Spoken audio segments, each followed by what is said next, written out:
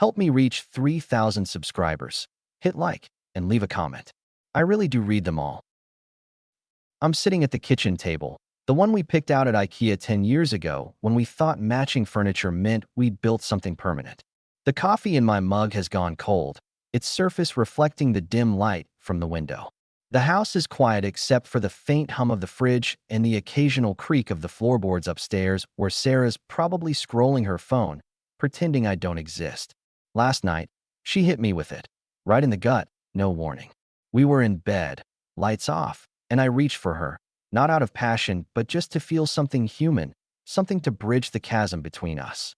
She pushed me away, not hard, but like I was a nuisance, an interruption.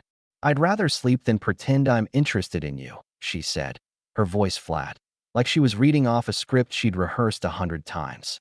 I lay there, staring at the ceiling, feeling the weight of her words settle into my bones. Then I said it, calm as you please. I'd rather get divorced than keep propping up this marriage. She didn't respond, just rolled over, her back a wall between us. That moment was the crack in the dam, the point where the pressure we'd been ignoring for years finally broke through. If I'd known what she'd pull next, I'd have started packing right then and there. But part of me still hoped I was wrong about how far we'd fallen. I'm not here to play the saint or the victim. I'm Jack, 42, a project manager at a mid-sized construction firm in suburban Ohio. I've got a decent life, steady job, a house with a mortgage we can, barely, manage, a truck that runs most days. I'm not chasing applause or trying to win anyone over. All I want is respect. Not love, not some Hollywood romance with roses and grand gestures. Just respect. And Sarah? She's been chipping away at that for years, little by little, like she's testing how much I'll take before I snap. Her words, her glances, her silences, they're all part of the slow grind, and I'm tired of it. It wasn't always like this. We met at a friend's barbecue 12 years ago, back when we were both 30 and full of plans. Sarah was sharp, funny, the kind of woman who could hold a room with a story about spilling coffee on her boss's desk. I liked that she didn't need me to prop her up. She was a force, confident, independent. We got married 2 years later, bought this house, talked about kids, a dog, maybe a cabin by a lake someday. But somewhere along the line, she decided I was the enemy. Not in a loud way. No screaming matches or thrown plates. Sarah's smarter than that. She's a high school counselor, knows how to twist words, how to make you feel small without raising her voice. It's death by 1,000 cuts, and I'm done bleeding.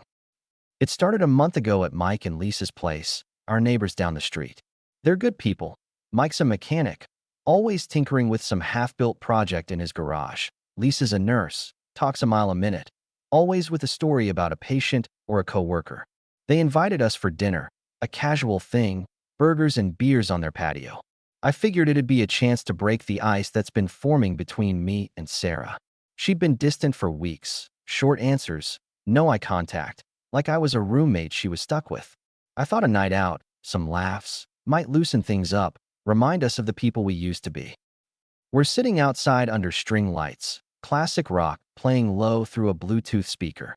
Mike's flipping burgers at the grill, the smell of charcoal mixing with the summer air.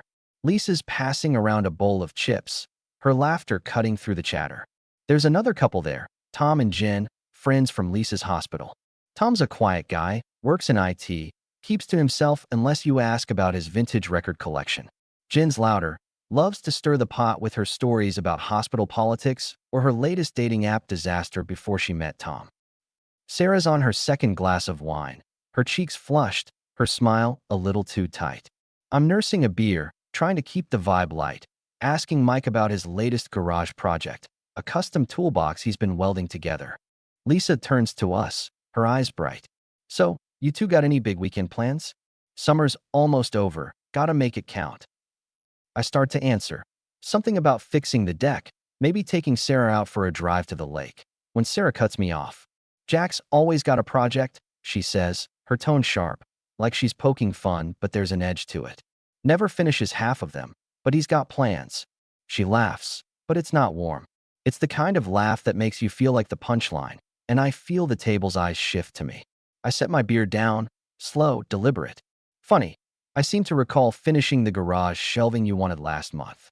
My voice is even, but I'm looking right at her, not blinking. Took me a weekend, but it's up. Holding your boxes like you asked. She shrugs, takes a sip of wine, her eyes flicking away.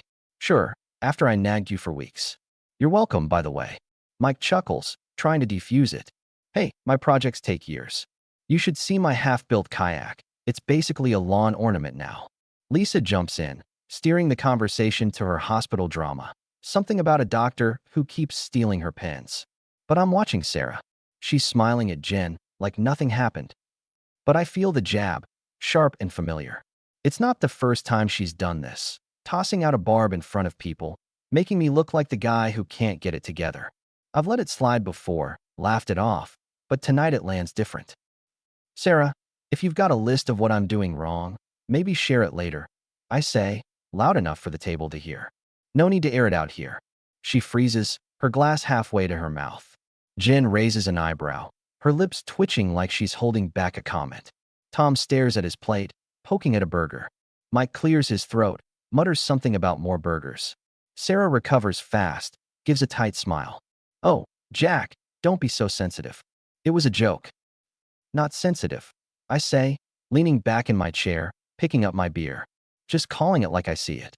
The rest of the night, she's quieter, but I can feel her simmering, her eyes darting to me when she thinks I'm not looking. When we get home, she doesn't say a word, just goes upstairs and slams the bedroom door.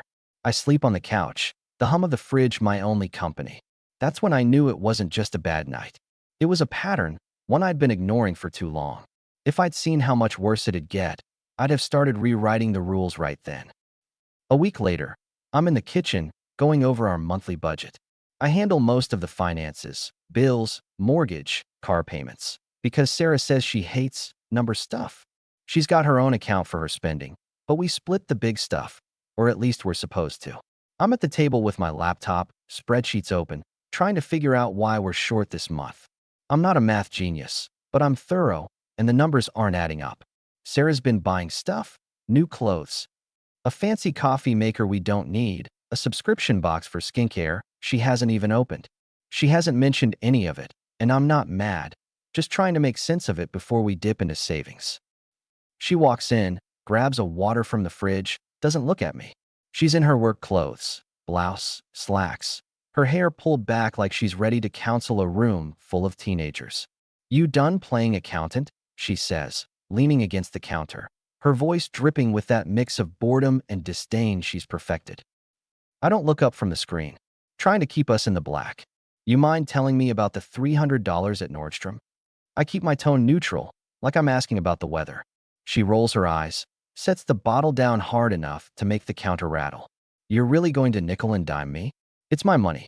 Your money, sure, I say, turning the laptop so she can see the spreadsheet. But when it dips into our joint account, it's our problem. We're short for the electric bill. Sarah, care to explain? She crosses her arms, smirks like I'm a kid who doesn't get it. Maybe if you didn't spend so much on your truck, we wouldn't be having this conversation. My truck, the one I've had for 8 years, paid off, barely costs a dime except for gas and oil changes. She's reaching, trying to flip it on me, and I'm not biting. Sarah, the truck's not the issue. You want new clothes, fine. Just don't pull from the joint account without a heads up. We've got a system for a reason. I keep my voice steady, but I'm done with her deflections. She laughs, sharp and bitter, stepping closer to the table. Oh, Jack, always so practical. Maybe I needed something nice to feel good, since you're not exactly inspiring. That one stings, but I don't let it show. I close the laptop, stand up, meet her eyes. If you need clothes to feel good, that's on you. But don't expect me to cover it quietly while you act like I'm the problem. I grab my keys from the counter, my jaw tight.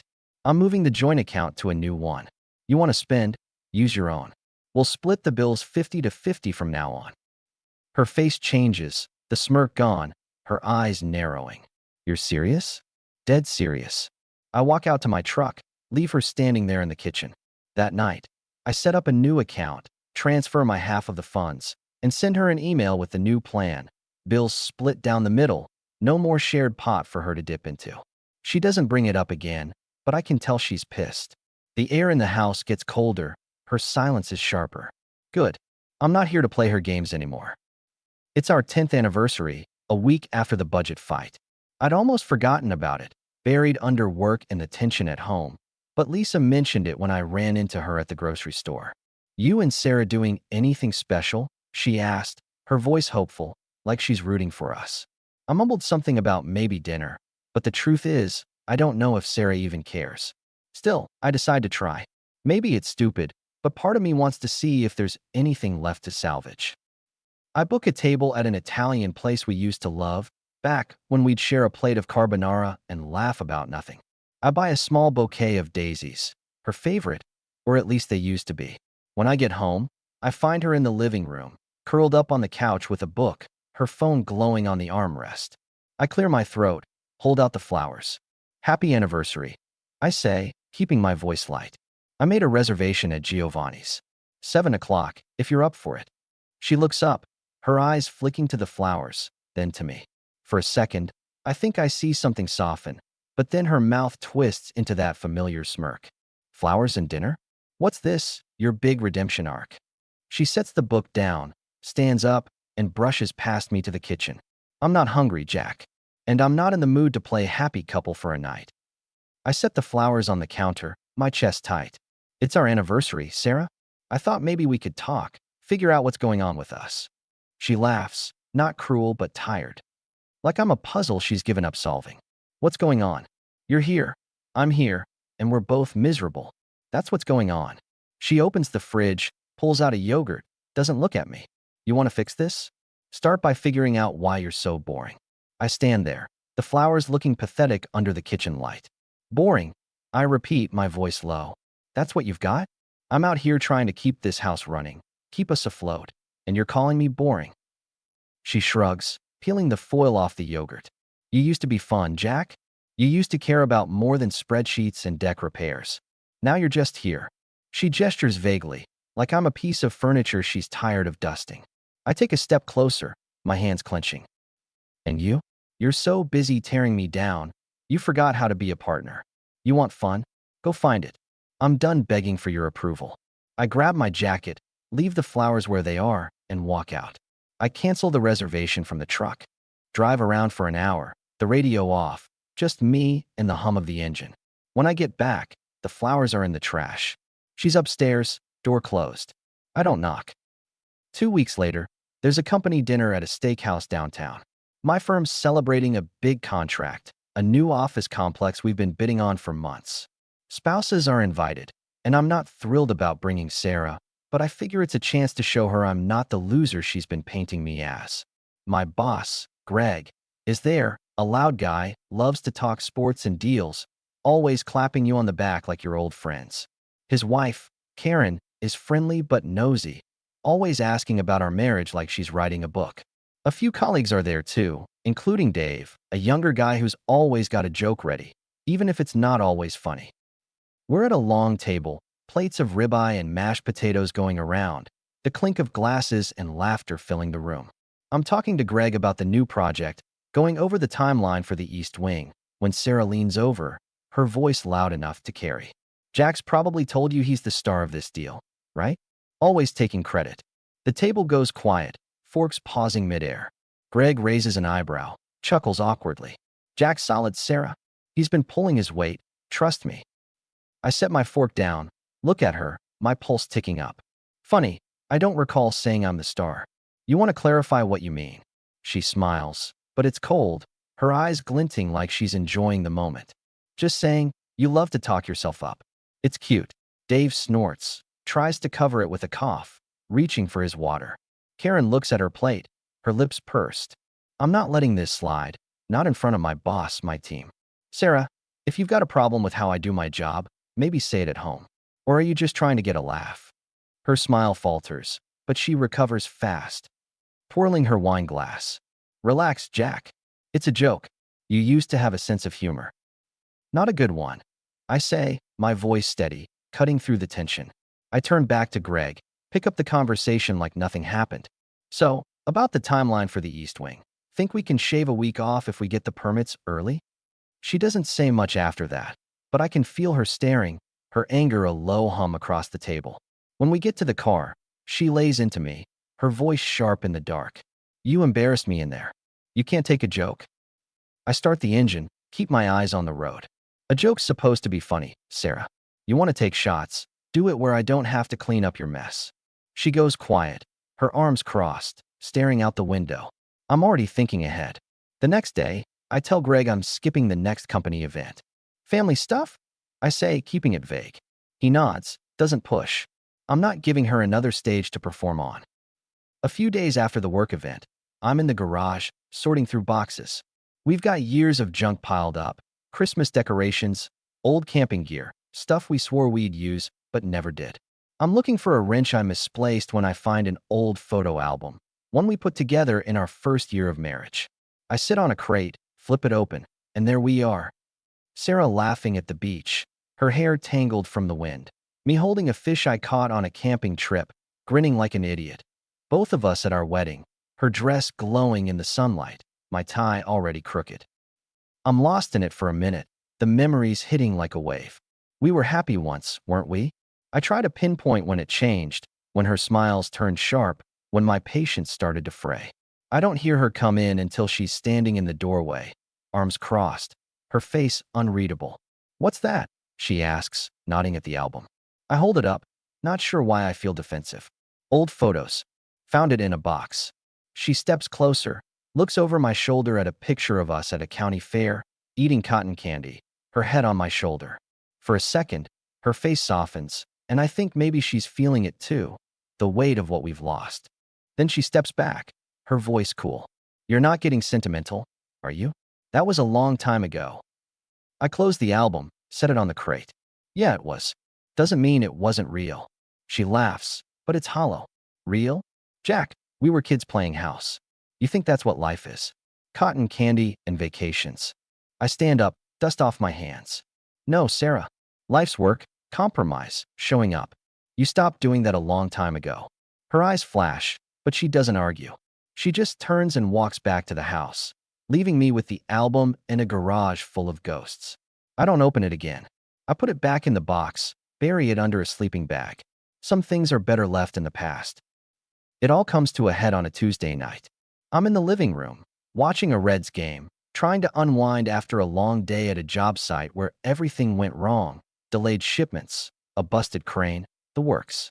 Sarah's been cold all week, barely talking, answering in grunts, leaving dishes in the sink like it's my job to play maid. I've been keeping my distance, sticking to my routine, not giving her the reaction she's fishing for. But tonight, she's got a new move, and it's the one that breaks me. She comes downstairs, dressed up, black dress, heels, makeup done like she's going somewhere that matters. "I'm going out," she says, not looking at me, her purse already slung over her shoulder. "Out where?" I ask, keeping my voice neutral, my eyes on the TV. "With friends. Don't wait up."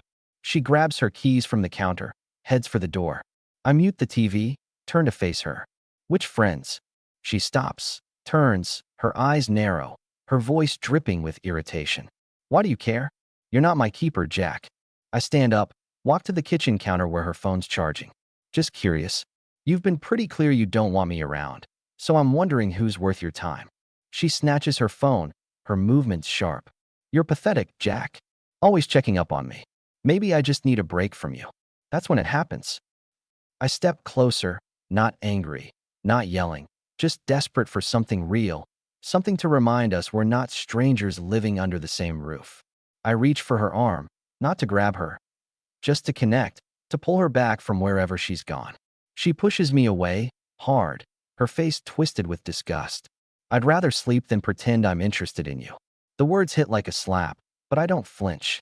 I step back, look her dead in the eye, my voice calm but final. "I'd rather get divorced than keep propping up this marriage." She freezes, her mouth half open, her eyes wide like she didn't expect me to fight back. For once, she's got nothing to say, no quick comeback, no smirk. I don't wait for her to recover. I grab my jacket, my keys, and walk out. I drive to a hotel, check in for the night. The clerk's bored voice the only sound as I hand over my card. By morning, I've got a lawyer's number from Dave, who went through his own divorce last year. I'm not yelling, not begging. I'm done. The next week, I'm back in the house, but I'm not staying. I've rented a small apartment across town, close to work, Nothing fancy, but enough for me. I'm packing my stuff, clothes, tools, a few books, while Sarah's at work. I don't leave a mess, don't take anything that's hers. Just what's mine, what I've earned. I've already changed the locks on my truck, moved my accounts, canceled our joint credit card. She doesn't get to control the narrative anymore. When she gets home, I'm loading the last box into my truck. She stands in the driveway, arms crossed, her face a mix of anger and something else, maybe fear, maybe regret. I can't tell anymore. "You're really doing this," she says, her voice quieter than I expected. I close the tailgate, wipe my hands on my jeans. "Yeah, I'm done being your punching bag." "You're overreacting," she says, stepping closer, her tone softer now, like she's trying to pull me back into her orbit. "We can talk about this, Jack. We can figure it out." I shake my head, step closer so she hears every word. "You don't get to talk your way out of this one. You wanted control? You got it. Enjoy the house, the bills, the whole deal. I'm out." She opens her mouth, but I'm already in the truck, the engine rumbling to life. I don't look back as I drive away. Mike's in his yard, watering his lawn, his eyes catching mine. He gives me a nod, like he gets it, like he's seen this coming for a while. I nod back, the road stretching out ahead. It's been 6 months. The divorce is final, papers signed, no drama. I got the truck, my tools, and half the savings. Sarah kept the house, but I hear from Lisa that she's struggling with the mortgage, maybe thinking about selling. Not my problem. I'm in my apartment, a one-bedroom with a view of a parking lot, but it's mine. The walls are bare, but I've got a new TV, a couch that doesn't smell like Sarah's perfume, and a coffee maker that brews exactly what I need. I've got a new project at work, a promotion on the horizon, and Greg's been dropping hints about a bigger role if I keep delivering. Dave and I grab beers on Fridays, shoot the breeze about baseball, bad decisions, and the women he's trying to meet on dating apps. Lisa checks in sometimes, says Sarah's been quiet, maybe regretting how it went down. I don't care. I'm not here to gloat, but I'm not here to hurt either. I'm free. No more walking on eggshells, no more dodging her barbs. I sleep better now, wake up to my own rhythm. The coffee's hot, the TV's mine, and nobody's rewriting my life to make me the villain. I said my piece, walked away, and never looked back. That's enough. If you made it this far, that means the story spoke to you. Please consider subscribing, leaving a like, and sharing your thoughts in the comments. It really means a lot to me, more than you know. These stories take time to write, and your support helps me keep going. Thank you for listening all the way through. Until next time.